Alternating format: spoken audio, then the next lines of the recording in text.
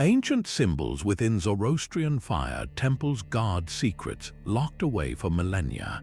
By the end of this journey, you will possess the key to deciphering 30 of their most profound and mysterious designs. We will uncover why a simple bundle of twigs channels divine energy and unravel the true meaning behind the mythical beast with a dog's head and peacock's tail.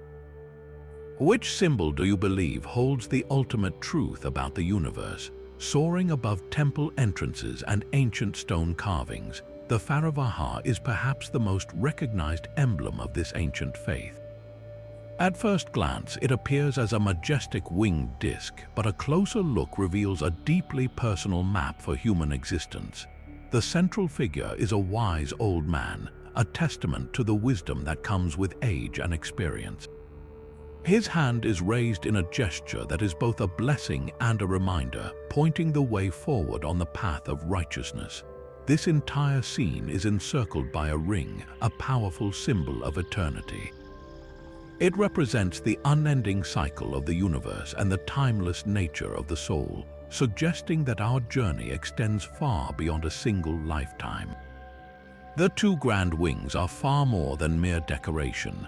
Each is meticulously detailed with 3 rows of feathers. These are not random. They stand for the 3 pillars that form the bedrock of Zoroastrian life.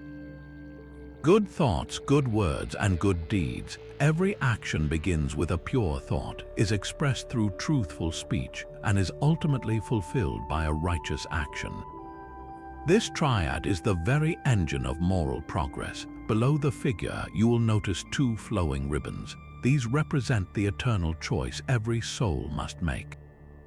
One stream flows toward good, the other toward evil, a constant visual metaphor for the free will granted to every individual.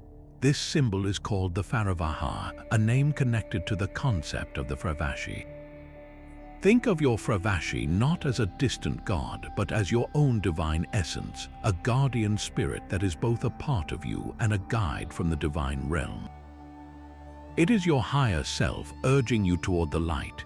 The Faravahar, therefore, is a portrait of the soul itself, eternally watched over and guided, yet forever free to choose its own direction between the forces of light and darkness.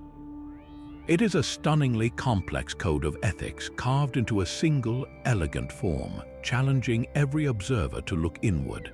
While the Faravahar guides the soul, another symbol channels the very presence of the divine. Held aloft in the hands of a priest, the Barsom is a simple bundle of sacred twigs, yet it pulses with profound meaning. These are not random branches. Traditionally gathered from the pomegranate or tamarisk tree, each twig is meticulously selected and bound together into a portable altar. This humble bundle represents the entire vegetable kingdom, a physical offering of all plant life submitting to the wisdom of Ahura Mazda. During ceremonies, the priest arranges and holds the Barsom in a specific way, often pointing it towards the sacred fire. This act transforms the bundle into a living conduit, a spiritual antenna that draws divine energy from the heavens down into the ritual space and directs the prayers of the faithful upwards. It becomes a bridge between the earthly and the divine. There is a fascinating, lesser-known theory that deepens its symbolism.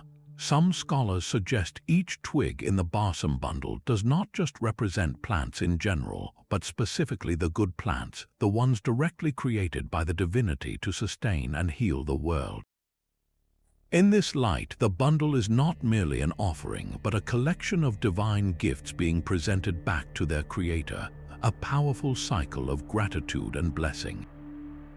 Imagine the visual of a modern ceremony, the priest carefully holding this ancient bundle while the eternal fire blazes before him.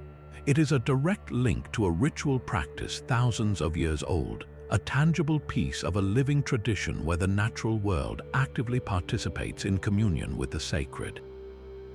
This sacred fire is not a wild blaze but a carefully tended presence, housed within a vessel as symbolic as the flames themselves. The fire altar, or Atash Dadga, is far more than a simple container.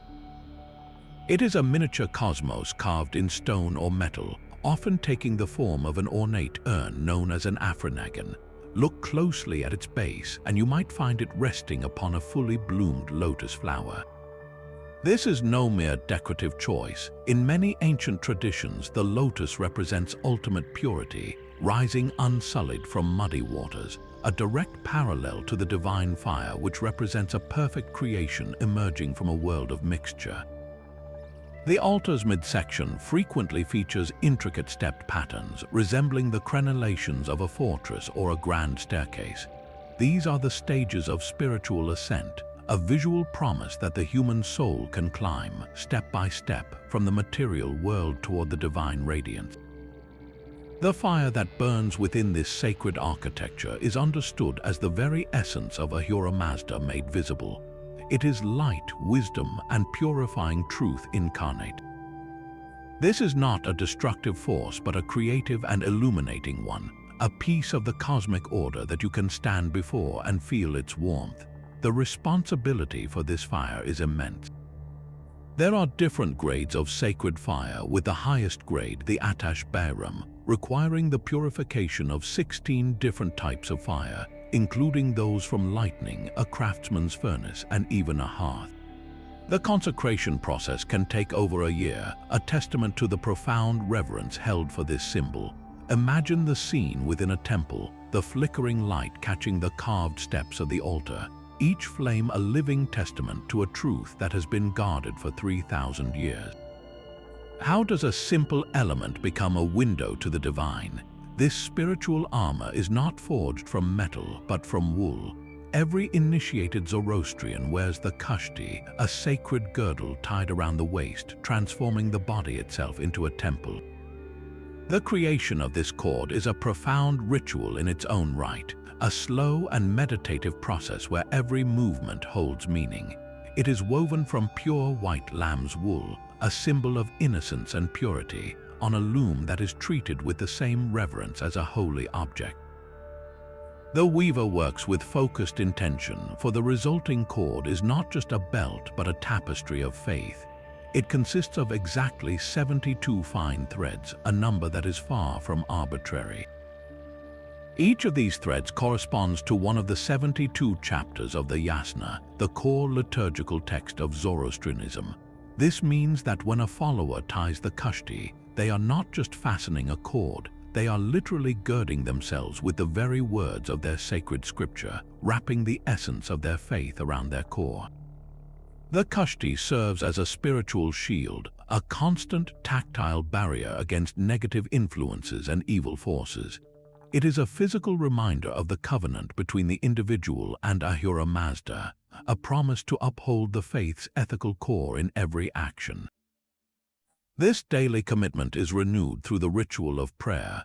The cord is tied and untied multiple times each day, each act a symbolic rededication.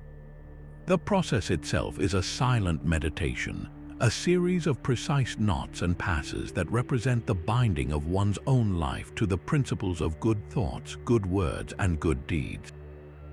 Imagine the quiet moment of a devotee performing this ancient practice, their hands moving with practiced grace, each loop and pull a reaffirmation of a choice made 3,000 years ago. This simple cord is a map of devotion worn on the body and woven into the soul. But woven into the sacred wool of the Kushti are invisible threads that connect to a creature of pure myth. High upon temple walls and within the pages of ancient texts, the Simurgh takes flight. This is no ordinary bird. Its form is a magnificent fusion of the Earth's most powerful beings, a composite creature designed by divine imagination. It possesses the head of a dog, known for its loyalty and intelligence, the mighty claws of a lion, symbolizing strength and sovereignty, and a breathtaking tail of a peacock, representing beauty and the all-seeing cosmos. This is the Simurgh, a benevolent and colossal avian being whose very existence is a bridge. It soars effortlessly between the earthly realm and the celestial spheres, acting as a messenger and a conduit for divine blessings. Its wings are said to shake the seeds from the mythical tree of all seeds, scattering life and abundance across the world. Where it flies, it purifies the land and the waters, its presence alone bringing healing and ushering in an era of prosperity. The Simurgh is deeply connected to the tree of life, often shown perched within its branches, guarding this source of cosmic truth. This connection weaves the creature directly into the fabric of creation itself, making it a guardian of ultimate knowledge and immortality. In later Persian epic poetry, its legend only grew, becoming a sage and a protector of heroes, emphasizing its role as a guide for those on a sacred quest. Imagine the scene in an animated sequence, this magnificent beast soaring over a mythical landscape, its peacock tail shimmering with the colors of the cosmos, its shadow cleansing the rivers and causing deserts to bloom. The Simurgh is not a monster to be feared, but a promise of a world healed and united, a symbol that even the most impossible combinations can create a force for ultimate good. What other impossible creatures guard the secrets of this ancient wisdom? Standing as a silent, evergreen sentinel in temple courtyards, the cypress tree embodies a life that never fades. Its enduring nature, staying vibrantly green through every season, makes it a perfect symbol for eternal life and the resilience of the righteous soul. This is not a temporary beauty, but a constant living promise of immortality. One legendary tree, the Cypress of Kashmir, was said to have been planted by Zoroaster himself from a staff he brought from paradise. It grew to a colossal size and stood for centuries, a living testament to the prophet's presence and the enduring truth of his message, until it was sadly felled long ago. The cypress is far more than just a memorial. Its form itself is a powerful spiritual diagram. Its roots dig deep into the earth while its spire-like peak reaches directly for the heavens. This vertical perfection transforms the tree into an axis mundi, a cosmic pillar that connects the material world below with the divine realm above. It is a natural ladder for prayers and blessings, a fixed point around which the spiritual world turns. Visualize sweeping aerial views of ancient cypress trees in Yazd, Iran, their dark green spikes standing defiant against a pale desert sky. Graphics could overlay their form, highlighting how they channel energy between the soil and the sun, acting as living conduits in a sacred circuit. This tree is not merely decoration. It is a rooted prayer, a piece of eternity growing patiently in our temporal world, reminding all who see it that the soul's journey is an evergreen ascent. The cypress tree's rooted strength finds a potent echo in a sacred elixir. Within the ritual space, the Haoma plant offers its life to awaken the spirit, crushed in a stone mortar that is itself a universe in miniature.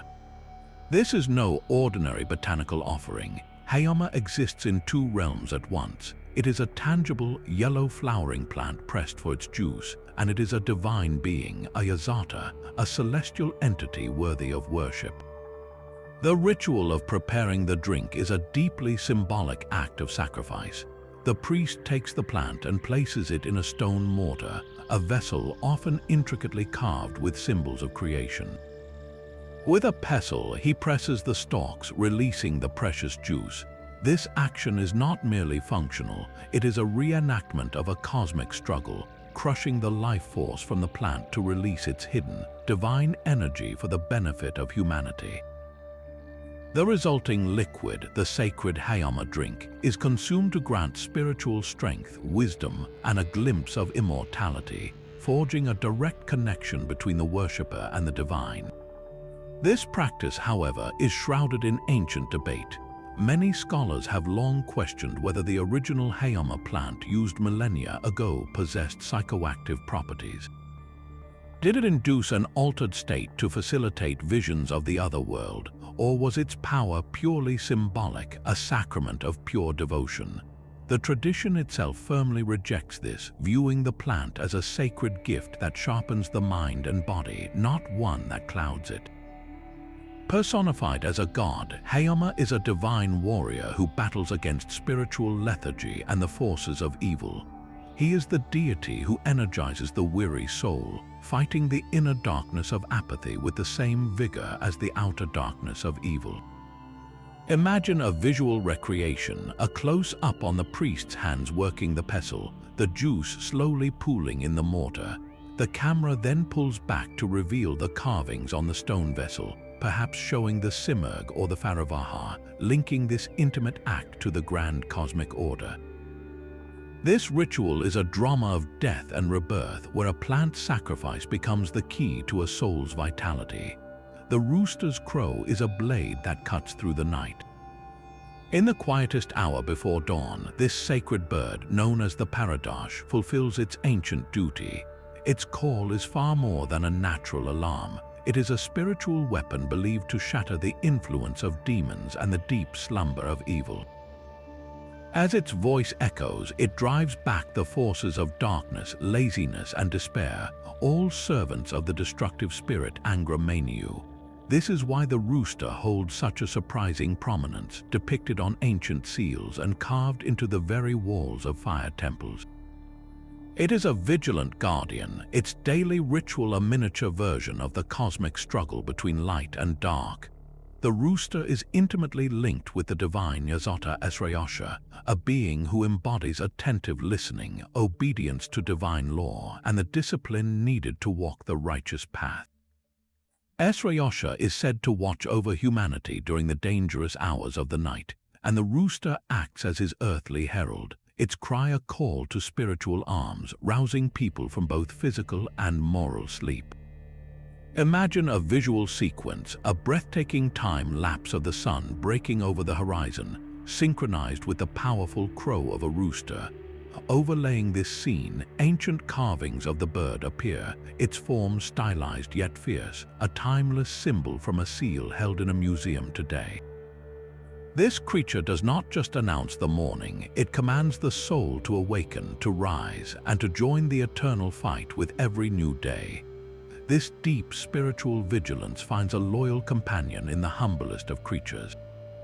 The dog is not merely a pet in Zoroastrian tradition, it is a sacred being, a protector whose gaze can pierce the veil between worlds. This profound respect is enshrined in the ancient ritual known as Sagdid, which translates to the glance of the dog. When a person passes away, a specially chosen dog, often one with 2 spots above its eyes, is brought to view the corpse. It is not a morbid custom, but a vital act of spiritual cleansing. The belief is that the presence of a pure and vigilant dog can drive away the malevolent entities, the Nasu, that are drawn to death, purifying the space and allowing the soul to begin its journey unhindered. The dog's symbolic attributes are a mirror of its divine role. Its unwavering loyalty reflects the devotion a human should show to Ahura Mazda. Its protective nature makes it a guardian not just of the home, but of the entire community's spiritual well-being. Most remarkably, the dog is believed to possess a unique spiritual sight, an ability to perceive demons and other invisible forces that are completely hidden from human eyes. Specific breeds are held in particularly high esteem. The Persian Saluki, with its graceful form and keen sight, is often depicted in ancient art and is considered a noble companion worthy of this sacred duty. Imagine a visual sequence showing a respectful reenactment of the Sagdid ritual, the gentle, focused dog being led into a chamber, its gaze falling upon the deceased. An animation could then visualize its piercing sight, showing dark, shadowy entities fleeing from its pure presence. This ritual underscores a worldview where every creature has a purpose in the cosmic order, and the dog's purpose is to stand guard at the most fragile threshold of existence. From the sacred dog's protective gaze, we find another symbol of purity emerging from the waters. The lotus flower blooms in unexpected places, its elegant form gracing the bases of fire altars and ancient Zoroastrian art. This symbol, so deeply associated with Eastern faiths, reveals a fascinating history of cultural exchange along the Silk Road. In these contexts, the lotus carries a powerful and universal meaning. It represents the soul's journey toward perfection, a beautiful flower that rises unsullied from muddy, stagnant waters to open itself to the sun. This imagery directly parallels the Zoroastrian ideal of ascending from a world of mixture and imperfection toward the pure light of Ahura Mazda. The parallels with Buddhism and Hinduism are striking, where the lotus similarly signifies spiritual enlightenment and divine birth. Yet the Zoroastrian interpretation often adds its own distinct flavor. Here, the lotus is not just about personal enlightenment, but about the active process of purification. It is about maintaining one's inner purity, one's asha, while rooted in the material world. Visualize serene shots of lotuses breaking the surface of a still pond, their roots hidden in the murky depths while their petals remain perfectly clean. Imagine side-by-side comparisons, a lotus carved into a Persian artifact placed next to its depiction in a Buddhist thangka. The shared symbol speaks to a shared human yearning, a universal understanding that true beauty and spiritual truth must emerge through struggle, rising above the darkness to finally bask in the light. This guardian spirit is the Fravashi, a divine force residing within you and everything good in creation.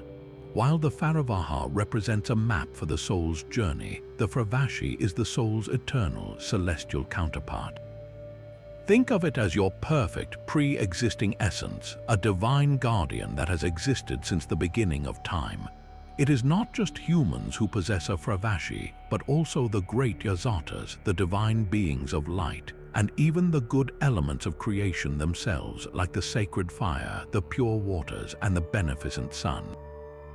Each one has its own perfect spiritual double fighting for the cause of order. In ancient art, these Fravashis are depicted as majestic, winged human figures, often shown in perfect, orderly rows. These are not portraits of individuals, but representations of a vast, collective spiritual army. When you see them carved into the stone walls of Persepolis, standing rank and file, you are witnessing the invisible host that supports the visible world. They are the divine militia, constantly engaged in the cosmic struggle against chaos and falsehood. Their collective power is believed to hold the very sky in place and ensure the regular turning of the seasons. This army of the righteous is actively celebrated during the Hamaspath Medium Festival, a time when the Fravashis of the righteous dead are believed to return to their earthly homes, bringing blessings and strength to the living. Imagine a powerful CGI rendering, a celestial host of these winged figures descending from the heavens, their forms shimmering with light, each one a warrior for truth in the eternal battle. They are the unseen reinforcement, the spiritual backbone of the entire cosmos, reminding us that no soul fights alone in its quest for goodness. The celestial chariots race across the heavens in an eternal, silent procession. The sun, Khorshid, is not a distant ball of fire but a divine charioteer, driving a blazing vehicle pulled by immortal steeds. This radiant being is the direct emanation of Ahura Mazda's wisdom, an all-seeing eye whose light leaves no corner for deception or evil to hide. To stand in its presence is to stand in absolute truth, for its brilliance is the very essence of Asha, the cosmic order. The moon, Ma, follows a different rhythm. Its gentle, measured journey governs the flow of time, the tides of the ocean, and the hidden growth of seeds in the earth. It is the quiet counterpoint to the sun's overwhelming power, a symbol of reflection, cool calculation, and the cyclical nature of existence that underpins the universe's structure. This celestial dance was meticulously mapped onto daily life. Ancient Zoroastrian calendars were regulated by the movements of these bodies, with each day of the month dedicated to a different divine creation, many of them falling under the dominion of the sun or the moon. Temples themselves were often aligned with precise astronomical observations, their doorways and sacred fires positioned to capture the first ray of dawn on a significant day, or to bathe in the full moon's silvery light. Imagine a visual sequence blending time lapses of the sun and moon crossing the sky with animated overlays of the golden and silver chariots from ancient texts, their divine drivers guiding their courses with unwavering purpose. This is not primitive mythology, but a sophisticated cosmology that saw the heavens as a living, breathing testament to a universe governed by divine law and radiant truth. The lion's terrestrial might and the eagle's celestial dominion unite in a single, fearsome form. The griffin, or sherdle, stands as a monumental guardian in Zoroastrian symbolism, a creature of impossible power. Its body is that of a lion, the undisputed king of the beasts, representing raw strength, courage, and earthly sovereignty. From its shoulders erupt the vast wings of an eagle, the master of the skies, symbolizing speed, spiritual height, and a piercing vision that misses nothing. This fusion creates the ultimate sentinel, a being that watches over both the physical and spiritual realms with unparalleled authority. You will find these magnificent beasts carved in stone, eternally flanking fire altars and royal thrones. Their presence there is a declaration. They are not merely decorative, they are the protectors of divine power and celestial treasure, ensuring that the sacred fire and the king's legitimacy remain inviolate. The treasure they guard is not mere gold, but the cosmic order of Asha itself. Their prevalence in Achaemenid art, from the grand stairways of Persepolis to the palaces of Susa, underscores their importance to the Persian Empire's identity. Visualize detailed three-dimensional models of these statues coming to life, their stone feathers and muscles tensed for action. Picture footage panning across the ancient reliefs, where rows of griffins project an image of an empire both divinely sanctioned and eternally vigilant. Why create such a hybrid? Because some truths are too vast for a single form. The griffin embodies the fundamental Zoroastrian principle that creation's unity requires the combined strength of all its parts, earth and sky merged into one unwavering protector. Even in stillness, the struggle is eternal. Carved into the stone walls of Persepolis, one scene repeats with powerful insistence, a lion locked in combat with a mighty bull. This is not a random act of savagery, but a complex symbol whose true meaning has been debated for centuries. The classic depiction is both brutal and beautiful, the lion's jaws often clamped onto the bull's hindquarters, a moment of supreme tension frozen in time. One of the most straightforward interpretations casts this as the eternal victory of good over evil, with the lion, a symbol of royalty and divine power, subduing the bull, which can represent chaos, drought, or the destructive spirit itself.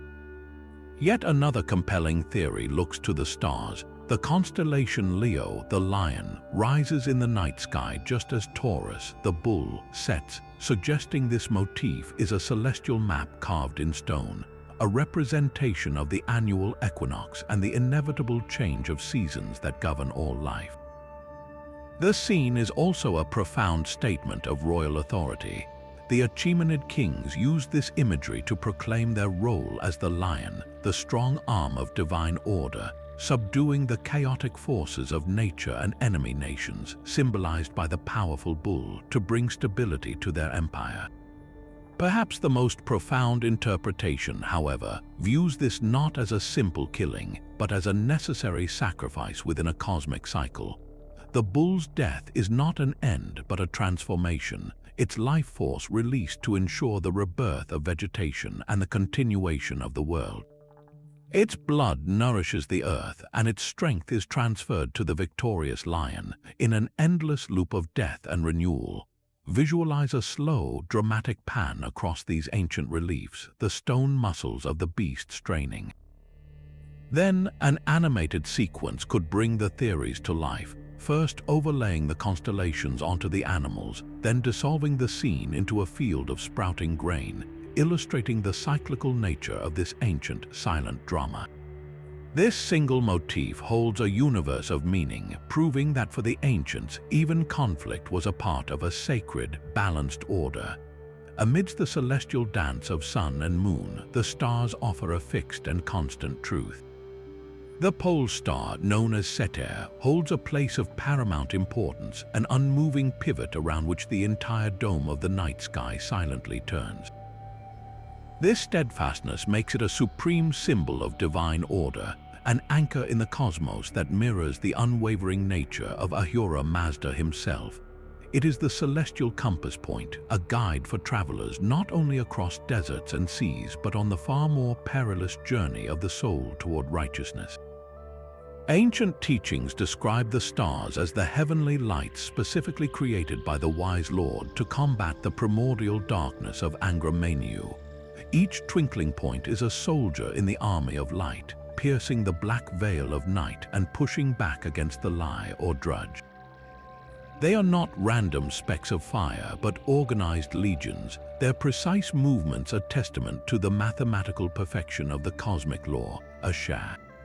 This cosmic battle has a deeply personal conclusion, for the stars were also believed to be the final abode of the righteous. After death, the soul of a person who lived a good life would ascend to take its place among these eternal lights, becoming a part of the celestial order it once admired from below. In later centuries, this profound connection to the heavens evolved, with Zoroastrian priests delving into complex astrological systems. They mapped the influences of planets and constellations onto human destiny, seeing the sky as a divine script that could be read by the initiated. Visualize a breathtaking time-lapse of the night sky, all the stars wheeling in a great circle around the one unmoving pole star.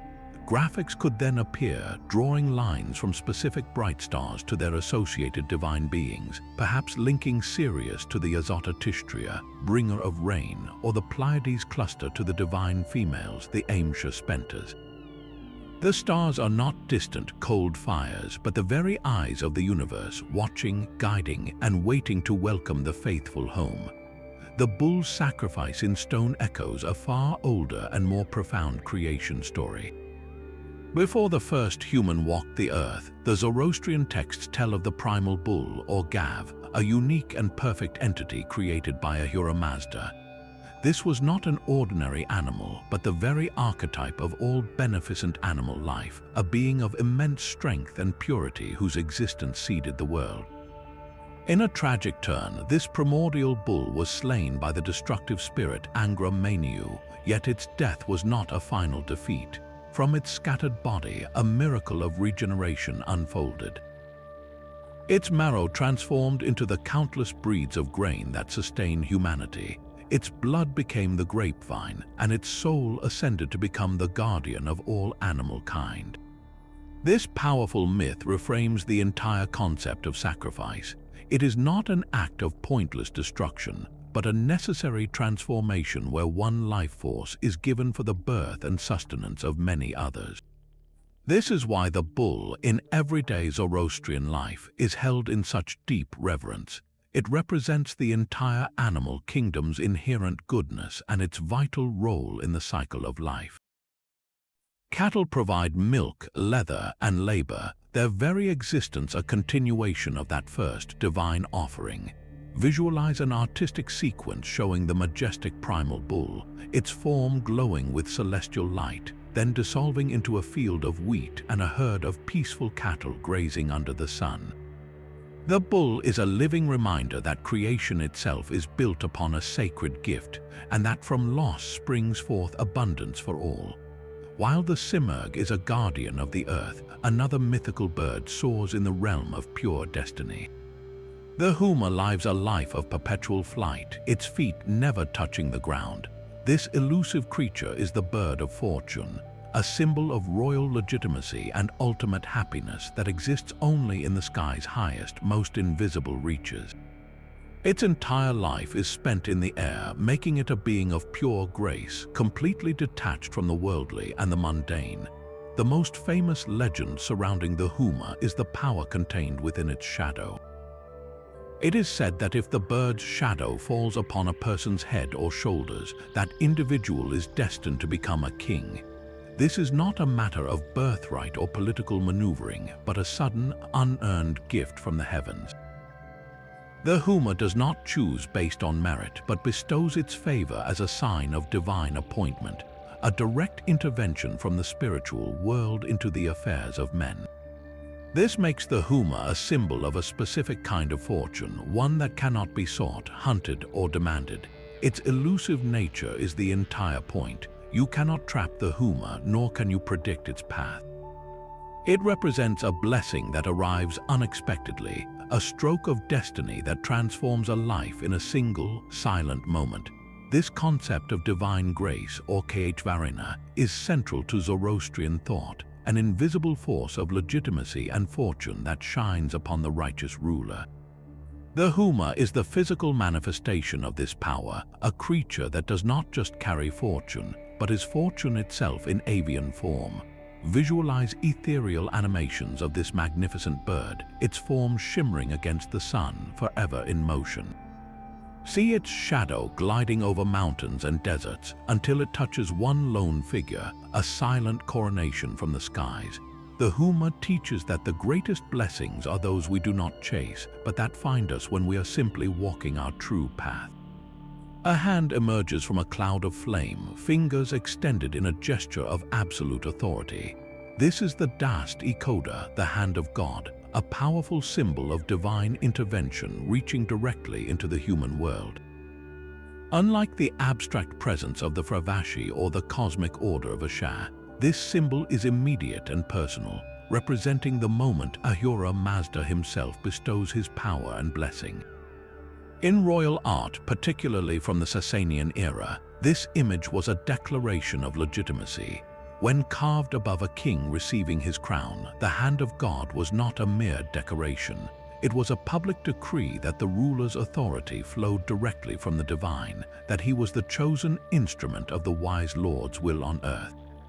The hand often appears from a cloud or a ring of fire, emphasizing its otherworldly origin, a force from beyond our reality breaking through to shape history. Its gesture is one of granting, protecting, and approving, a silent testament to the belief that human affairs are watched over and guided by a higher power. This symbol's resonance is startlingly universal. We see a similar divine hand in the art of Judaism and Christianity, representing God's will, and in Islam, the hand of Fatima serves as a protective emblem. Yet in Zoroastrianism, the context is uniquely tied to the cosmic struggle. This is the hand that upholds Ashar against the lie, that empowers the righteous king to combat chaos, that actively intervenes to maintain the balance of creation.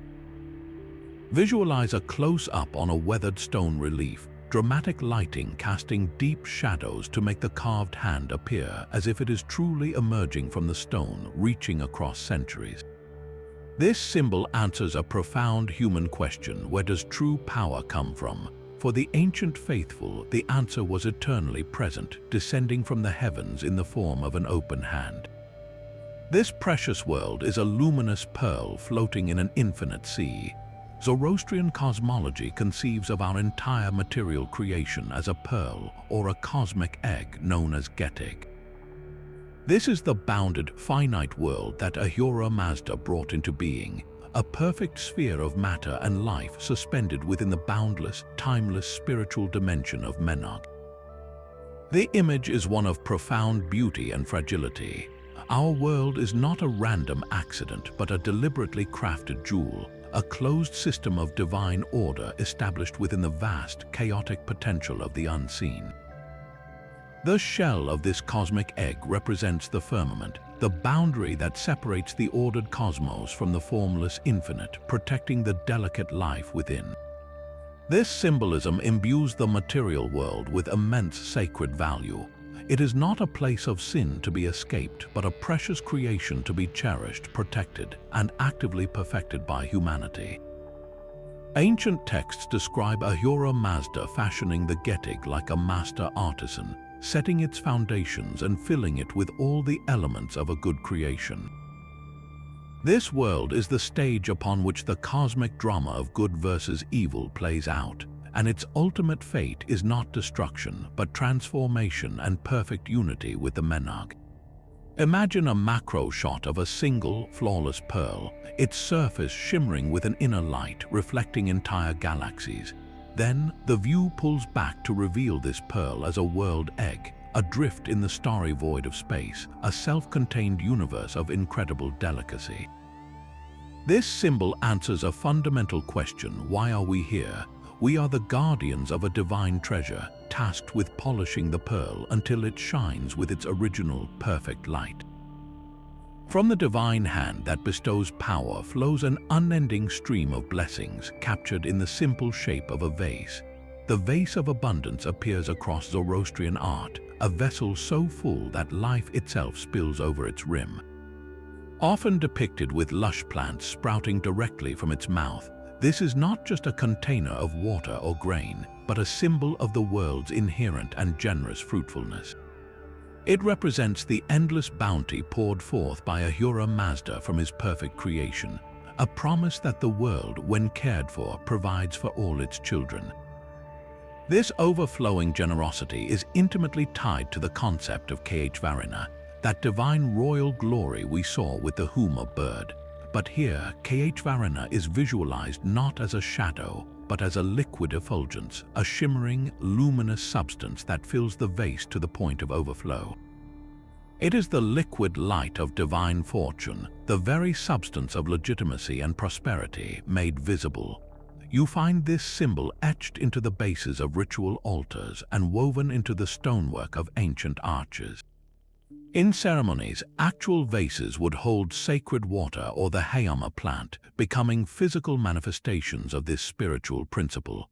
Every time a priest poured a libation, it was a reenactment of this cosmic abundance, a miniature flood of divine favor flowing back into the world. Imagine visuals of ancient pottery, their curved sides adorned with this powerful motif. Then, an animation could bring the symbol to life, showing the vase overflowing not with water, but with waves of golden light and stalks of wheat, a cascade of tangible and intangible blessings combined. This vase answers a fundamental question: what is the nature of a good creation? It is a reality that is not scarce, but endlessly giving, a wellspring of grace that asks only for our gratitude and stewardship in return. Yet the serpent in the garden of this ancient faith is a monstrous reality. The Ajdaha dragon coils through Zoroastrian lore as a creature of pure malevolence, a serpentine embodiment of chaos, drought, and the lie itself. This is no noble guardian like the Simurgh, but a force of negation, a living drought that drinks rivers dry and blights the land with its venomous breath. Where the Simurgh brings life, the Ajdaha brings only desolation, its very existence a tear in the fabric of cosmic order, a shah. Its primary adversary in the sacred texts is the great hero Tritona, a warrior who confronts the three-headed, three-mouthed dragon king Azidahaka. This monstrous being is not a mere animal, but a conscious agent of the destructive spirit, Angra Mainyu, created to unleash suffering upon the good creation. Tritona does not kill Azidahaka outright, but instead binds him with powerful chains to the lonely peak of Mount Damavand, where he remains imprisoned, his rage causing the mountain to tremble until the end of time. This epic battle is the ultimate template, a story repeated again and again, where a god or a righteous king must face the dragon to restore balance to the world. Visualize dark, dramatic animations of this multi-headed beast, its scales like polished obsidian, its roar shaking the foundations of mountains. See it contrasted against the brilliant plumage of the Simurgh, a stark visual representation of the eternal choice between creation and destruction.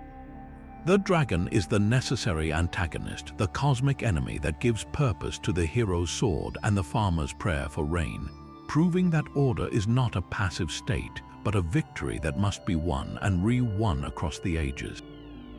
Yet from the flames that forge the dragon slayer, a simpler emblem of power ascends. The winged disc soars across the stone walls of Persepolis, a stark and potent symbol stripped of the Faravahar's human form. This is not a map for the soul, but a blazing declaration of divine sanction. At its core is a perfect circle, the sun itself, representing the radiant glory of Ahura Mazda. From this disk erupt two vast, outstretched wings, a symbol of speed, protection, and the celestial sphere. Below it often hangs a stylized tail, reminiscent of a bird's feathers, completing the image of a swift, sovereign presence hovering over the king and his empire. Its origins stretch back to the banks of the Nile, where the Egyptian sun god Horus was depicted as a winged sun disk. As empires traded and clashed, this powerful image traveled east, was adopted by the Achaemenid Persians, and was infused with a uniquely Zoroastrian meaning. Here, it became the primary visual expression of Kh-Varina, that divine royal glory we saw with the Huma bird, now rendered not as a shadow but as a permanent, blazing halo of legitimacy. The most fascinating aspect is its variation. Sometimes the disk is plain, a pure abstraction of divine power.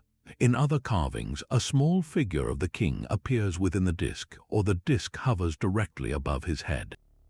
The presence or absence of the human form speaks volumes. Without it, the symbol is a pure statement of divine authority. With it, the symbol becomes a portrait of a specific ruler, a man claiming direct connection to that celestial source, the chosen agent of cosmic order. Visualize a montage of these carvings from across the ruins of the ancient world. See the differences in the wing feathers, some meticulously detailed, others simplified into bold curves. Notice how the tail sometimes splits into graceful curls, while in others it falls straight like a banner. Each variation is a subtle dialect in the universal language of power, a reminder that even a symbol of eternal glory is carved by human hands, each chisel stroke a prayer for an empire that would mirror the heavens. The blade that fells the primordial bull appears in another faith, wielded by a god who shares a name. In the underground temples of the Roman Mithraic mysteries, a powerful and enigmatic scene repeats itself. The god Mithras, wearing his distinctive Phrygian cap, is shown in the act of slaying a bull, a moment frozen in ritual tension. He does not look at the beast but turns his gaze away as one knee presses down on the animal's back and his dagger finds its mark. This is the tauroctony, a symbol so complex it has been called a star chart carved in stone. Every element is a piece of a cosmic puzzle. The bull's tail is often depicted as a stalk of wheat, its lifeblood dripping to become vine. A dog and a snake leap toward the wound, while a scorpion attacks the bull's genitals. A raven perches nearby, and the entire scene is framed by the twin torchbearers, Quartz and Cortopates, one holding his torch up and the other down. This is not a simple hunting scene, it is a dense map of the night sky. The bull is the constellation Taurus, the dog is Canis Minor, the snake is Hydra, the scorpion is Scorpio, and the raven is Corvus. Mithras himself is associated with Perseus. The slaying represents a specific celestial event, the precession of the equinoxes, where the sun in the age of Taurus was symbolically slain by the sun in the age of Aries. This was a secret knowledge, a mystery revealed only to initiates who gathered in those subterranean chambers. The relationship between this Roman cult and the Zoroastrian divinity Mithra is one of history's great debates. The Roman soldiers who worshipped Mithras likely encountered the name and some concepts from Persian sources in the eastern reaches of the empire. The Zoroastrian Mithra is a god of covenants, truth, and the light of the sun, a judge and warrior. The Roman Mithras is a bull slayer, a lord of cosmic genesis. Some scholars see a direct lineage, a faith that evolved as it traveled west. Others argue for a separate creation, a new religion that simply borrowed a powerful name and a few ideas, crafting its own unique mythology. Visualize a slow pan across a weathered Mithraic relief, the stone figures stark in the dim light.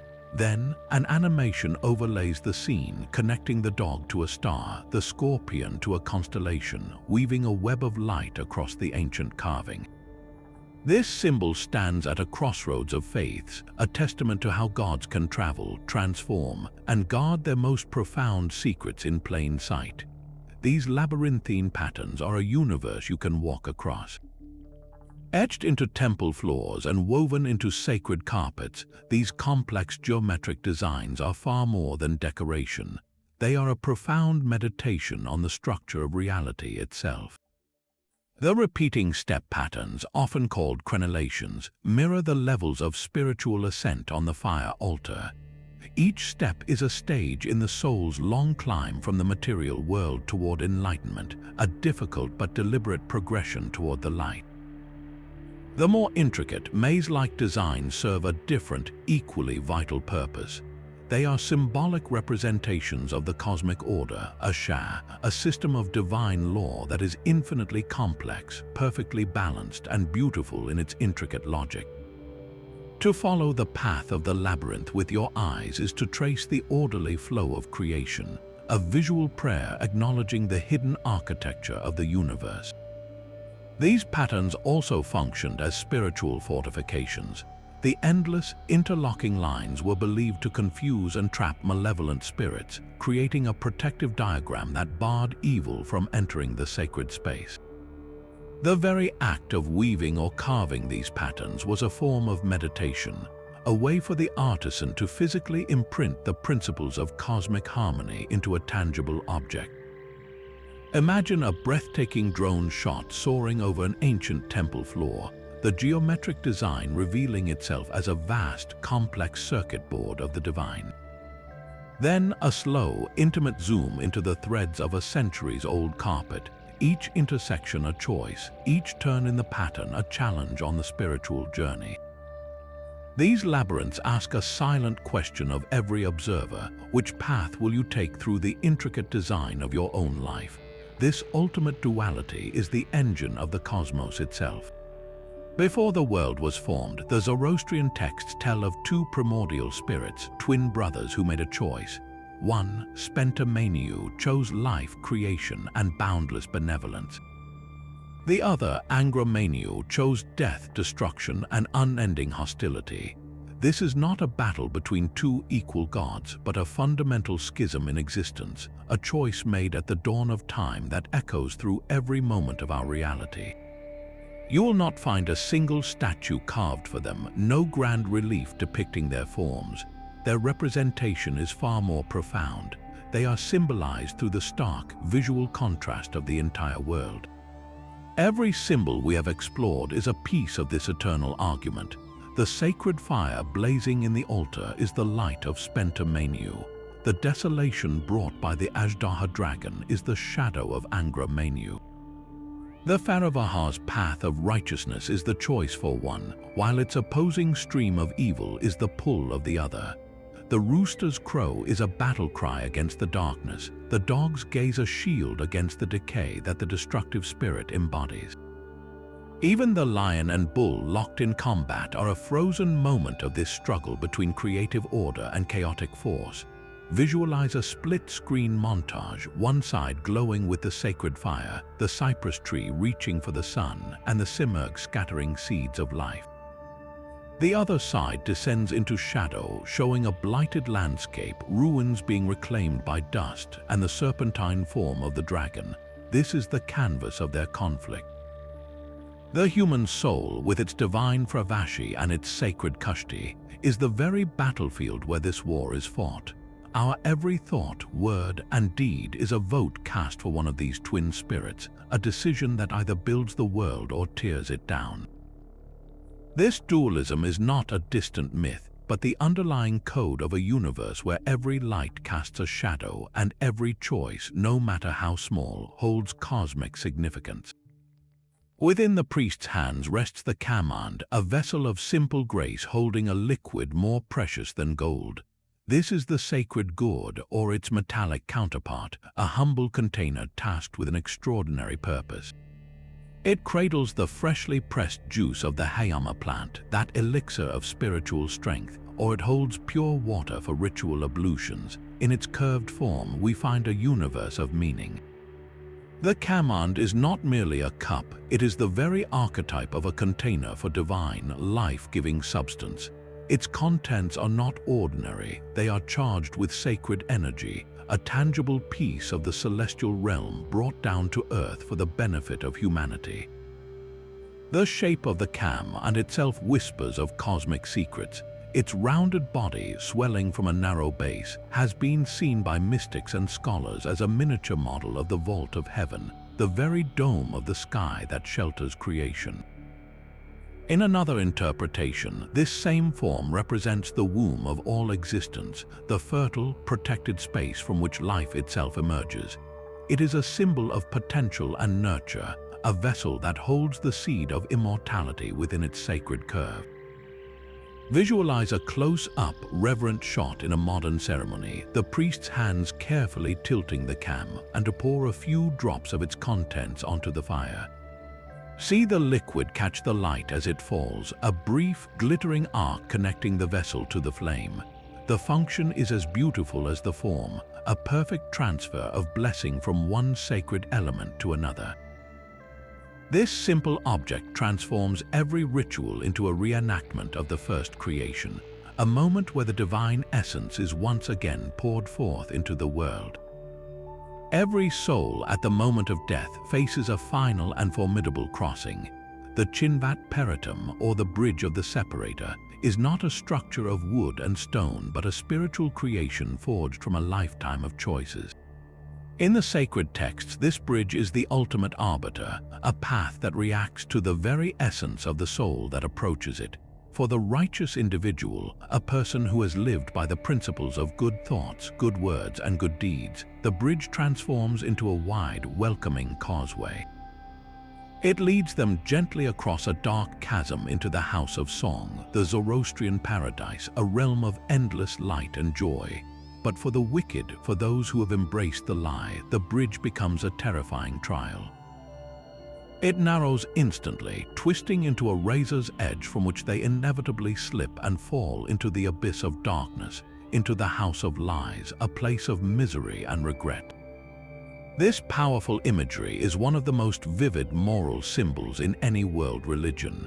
It presents the afterlife not as an arbitrary verdict from a distant judge, but as the direct and inescapable consequence of how one has lived. The bridge itself is the manifestation of a soul's own spiritual state, its width determined by the cumulative weight of every action and intention. Imagine an artistic animation of a soul approaching this spectral bridge. At first, the path is formless, a misty potential over a vast, starless void. As the soul steps forward, the bridge materializes in direct response to its inner nature. For the righteous, golden planks snap into place, forming a broad, solid avenue lined with soft light. For the wicked, the mist sharpens into a single, gleaming blade, impossibly thin and slick, with nothing but a terrifying emptiness below. This is the final, dramatic visualization of the cosmic dualism that defines this faith, a moment where every symbol we have explored, from the Faravahar's guidance to the Kushti's binding promise, finds its ultimate meaning and its final test. The very stones of a fire temple are laid in a rhythm of 3. Look closely at the foundation, and you find its dimensions often echoing this sacred number, a pattern repeated in the priest's gestures and the divine names whispered in prayer. This is no architectural accident, but a deliberate encoding of the universe's fundamental structure. At its heart, the number 3 represents the divine triad that forms the bedrock of existence: Humata, Haktu, Huvashta, good thoughts, good words, and good deeds. This is the ethical engine of the faith, a sequence where a pure intention must be voiced in truthful speech before it can be fulfilled by a righteous action. One cannot exist without the others, a threefold cord that binds the soul to the path of Ashar. This principle radiates outward, multiplying itself across all of creation. The cosmos itself is divided into 3 realms: the sky of the celestial beings, the earth of humanity, and the intermediary waters that connect and nourish both. Ancient society reflected this order in its 3 ideal classes: the priests who uphold spiritual law, the warriors who defend the realm, and the farmers and herders who nurture the land. Visualize graphics overlaying a temple's floor plan, highlighting how the spaces for prayer, for the sacred fire, and for ritual preparation form a perfect triadic layout. See a list appear on screen, a cascade of essential triads that govern this worldview: the 3 times of day for prayer, the 3 great judges of the soul after death, and the 3 pillars of the faith itself. The number 6 is this triad doubled, a symbol of perfection and completion. seen in the 6 days of the major seasonal festivals. 9, being 3 times 3, signifies an ultimate sanctity, a number so powerful it is reserved for the most solemn of rites. And 12, the number of months in the year and a multiple of both 3 and 4, represents the cosmic order governing time itself. Every time a Zoroastrian performs an action in 3 parts, they are not just following a custom, they are rebuilding the universe one sacred triad at a time. The fish darts through the sacred waters, a silent guardian of life's deepest secrets. In Zoroastrian symbolism, the Mahai represents the vital force dwelling within the pure element of water, a creation so essential it is protected by the divine Yazota Anahita. She is the Lady of the Waters, the source of all life, giving rivers and rains, and the fish are her blessed children, symbols of fertility and the unstained purity of her liquid realm. But there is one fish of legend that rises above the rest, the Kara Mahai. This is no ordinary creature. In ancient carvings and textile patterns, it appears as a powerful, stylized beast, often with the head of a wolf or a sea monster, its body coiled in a protective circle. Its sacred duty is monumental. The Kara Mahai is the eternal sentinel of the tree of life, or the plant of immortality, tirelessly swimming in the waters surrounding its roots. It constantly fends off harmful creatures, especially the demonic frogs and lizards that represent impurity and disease, who seek to gnaw at the sacred roots and poison the source of all existence. Imagine stylized artwork of this mythical guardian, its formidable form intertwined with the cosmic tree, a loop of eternal vigilance. This imagery powerfully connects the fish to the core Zoroastrian mandate to actively defend the good creation from the forces of decay. To see a fish is to witness a tiny piece of this cosmic defense system, a swimmer in the spiritual front lines. Now picture serene underwater footage, sunlight filtering through clear water as a school of fish moves as one fluid entity. This tranquil scene is a glimpse into the divine essence of Anahita's domain, a reminder that life itself began in this sacred, protected element, and that its guardians are always on duty, ensuring the waters of creation remain pure and life-giving for all. The serpent's forked tongue speaks 2 very different truths. While the monstrous Ajdaha embodies pure chaos, other serpents coil through this ancient symbolism with a surprising ambiguity. They are not always forces of evil. In certain contexts, the serpent sheds its skin to reveal a symbol of healing, fertility, and the earth's hidden powers.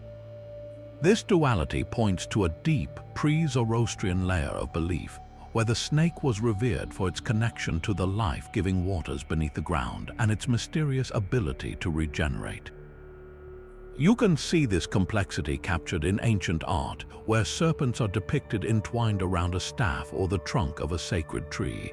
This is not the image of a demon to be slain, but of a potent energy being harnessed, a guardian of profound earthly secrets. The staff itself becomes a world axis, and the serpent coiled around it represents the vital, chthonic force that animates all life, a necessary counterpart to the celestial fire above. Imagine side-by-side comparisons of these carvings. On one side, the Ajdaha dragon, all scales and fury, a creature of desolation. On the other, a single, graceful serpent winding its way up a carved staff, its form suggesting not destruction but a deep, coiled wisdom. This visual contrast holds the key to understanding the serpent's true nature in this faith. Its meaning is not fixed but fluid, shaped entirely by its relationship to the cosmic order. When it serves the lie, it is a monster. When it aligns with the forces of life and healing, it becomes a sacred participant in the great work of creation, a reminder that even the most misunderstood forces can hold the potential for profound good. Every symbol we have explored is a single thread in a vast and shimmering tapestry. The Faravahar and the Fravashi guide the soul, the sacred fire and the Barsom connected to the divine, while the Kushti and the rooster arm it for daily battle. The Simurgh and the cypress tree offer a vision of a healed world, while the Huma and the hand of God represent the grace that can descend upon it. All of these forces of light, life, and order stand in stark opposition to the symbols of darkness. The Ajdaha dragon is the embodiment of chaos. The serpent can represent hidden malevolence, and the death of the primordial bull is the tragedy that sets the cycle of sacrifice in motion.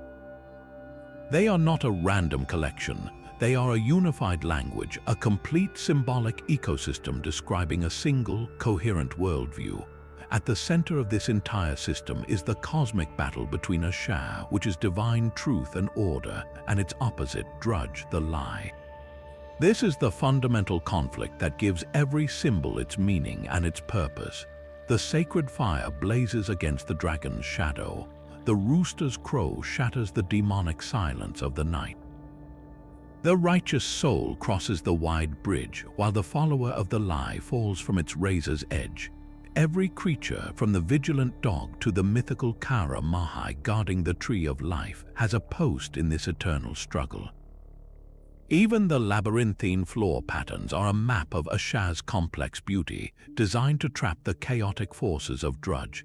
This entire cosmic drama is moving toward a single, glorious conclusion known as the Frashokrati, the final renovation of the universe.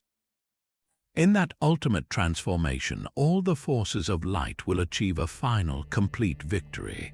The world will be made perfect and whole, forever free from the presence of evil. Imagine a final, breathtaking visual, a dynamic mind map that blossoms on screen. All 30 symbols flow into their places, connecting to central nodes of Ashar, Drudge, and the Frashokrati. The lion subdues the bull, not as an act of mere violence, but as a necessary step in this cosmic cycle. The Faravahar points the way, the Simurgh spreads its wings, and the sacred fire burns at the very heart of the diagram. They are not just artifacts, they are the active components of a living cosmology, a 3,000-year-old blueprint for a soul's journey and a universe's destiny. This collection of 30 symbols forms a complete visual theology, a language of stone and fire that has whispered its secrets for 3,000 years. From the Faravahar's ethical map to the Simurgh's healing wings, from the sacred fire's purifying light to the dragon's coiled threat, each emblem is a deliberate piece of a grand cosmic puzzle. They are not random decorations, but the fundamental components of a worldview, encoding a profound understanding of existence where every soul actively participates in the eternal struggle between order and chaos. This is a system where the material world is a precious pearl to be cherished, where a simple cord of wool can gird a human spirit for battle, and where a rooster's cry is a blade against the darkness. The journey through these temples is more than a history lesson. It is an invitation to see the universe as they did, a place of divine beauty, moral gravity, and ultimate purpose, all leading toward a final renovation where light will make the world whole once more. These symbols continue to inspire and mystify because they speak to the core of the human experience, our search for meaning, our fight against despair, and our hope for a grace that finds us when we walk a true path. Their legacy is a challenge etched in eternity. Which of these symbols resonated most deeply with you, and what mysteries do you think are still hidden within the walls of these ancient temples? Share your thoughts in the comments below, subscribe for more journeys into the world's greatest historical mysteries, and keep exploring. The fire still burns, waiting for those who know how to read its light.